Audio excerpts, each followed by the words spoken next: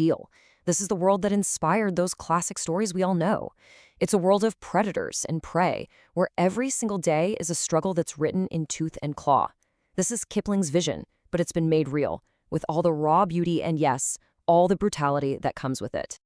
So who are the key players in this real-life drama? I mean, to really get a feel for this world, you have to meet the inhabitants first. In this jungle, there are these clear hierarchies, these age-old rivalries that literally dictate the rhythm of life and death. Okay, so at the very top, you've got two apex predators with completely different game plans.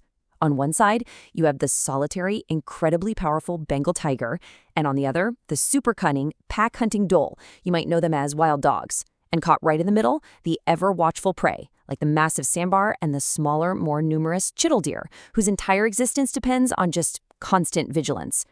Let's start at the absolute top of the food chain, with the undisputed king of this whole domain. Right in the heart of the jungle, there's one individual who rules through nothing but sheer force and presence.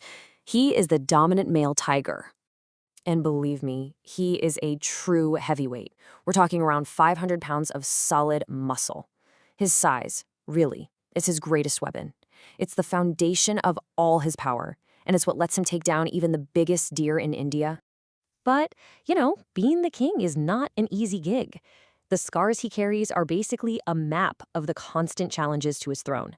He has to be powerful. He has to be fearless, ready to defend his patch of jungle with his life against any younger, ambitious tiger who wants to take his spot. And his time at the top? It's brutally short. A male tiger will rarely, if ever, rule for more than about 3 years. And our guy? He's in the second year of his glorious but very brief reign. So you can imagine the urgency, right? Everything he does, hunting, mating, fighting, it's all against this ticking clock. But the tiger isn't the only threat here, not by a long shot. Meet the dhole, India's wild dog. In Kipling's Jungle Book, these guys were the most feared creatures in the jungle, and for a really good reason. A single dhole is only a tenth the size of a tiger, but their strength isn't in their size, it's in their numbers. So you have these two predators that basically represent competing philosophies of survival. The tiger is this solitary powerhouse. He relies on pure stealth and one single, powerful, killing bite. The dhole, on the other hand, are like a social swarm. They use barks and whistles to coordinate, overwhelming their prey. It's sheer force versus incredible teamwork. Now, these two apex predators, and really every other creature in this jungle, are about to face their greatest challenge. And it's not another animal, it's the environment itself. The dry season is here. So get this, for 4 long months, there will be no rain. 0. As the weeks tick by, the waterholes just vanish, one by one. Temperatures soar to a punishing 115 degrees Fahrenheit. And this forces predator and prey into these dangerously close quarters around the last few pools of water. And here's the crazy part. This scarcity of water, it actually makes the dominant tiger even more powerful. Why? Because his territory happens to contain the largest waterhole, the only one that's guaranteed not to dry up. By controlling this one essential resource, he basically controls the lives of every animal for miles around. It's the perfect spot for an ambush. And it's all his. But even in times that are this desperate, the fundamental drive to create the next generation, well, that doesn't stop. In fact, these harsh conditions just make the rituals of life, death, and mating even more intense. But raising the next generation here is incredibly dangerous. So let me ask you this.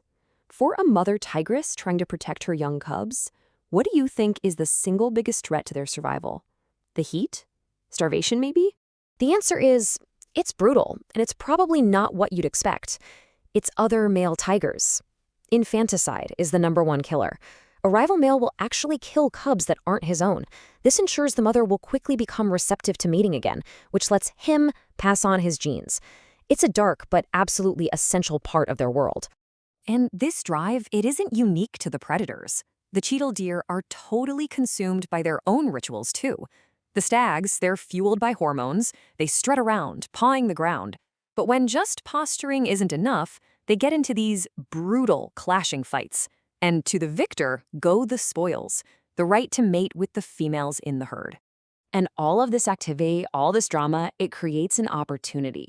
A young Dole couple who've actually broken away from their main clan to start their own family, they see their chance. With the whole Chital herd distracted by their own battles, the Dole use that chaos to make a crucial kill. For them, it means survival.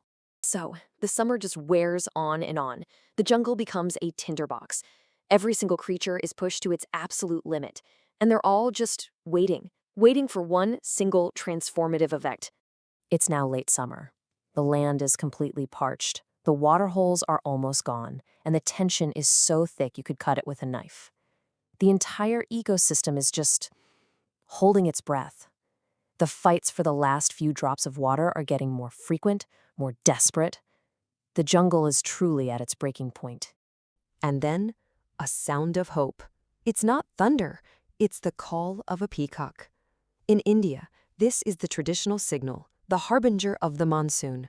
The long, desperate wait is finally over. The rains have arrived. The transformation is immediate, and it is total. I mean, what was brown and barren just explodes into this lush green world. The waterholes fill up, grazing and fruit become plentiful again. That desperate truce around the last water source is broken, and the jungle goes back to being a place of abundance. The eternal hunt is on again. So, what about the key players we've been following this whole time? Well, the dominant male tiger, he successfully defended his territory through another brutal season, and now his mate is pregnant.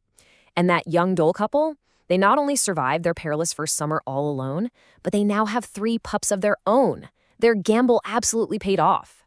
So in the end, yeah, what Kipling wrote was fiction. But this is fact. This is a story of survival, of power, and of renewal that has played out completely unbroken for thousands of years. And to witness it, even from a distance, is every bit as miraculous and as inspired as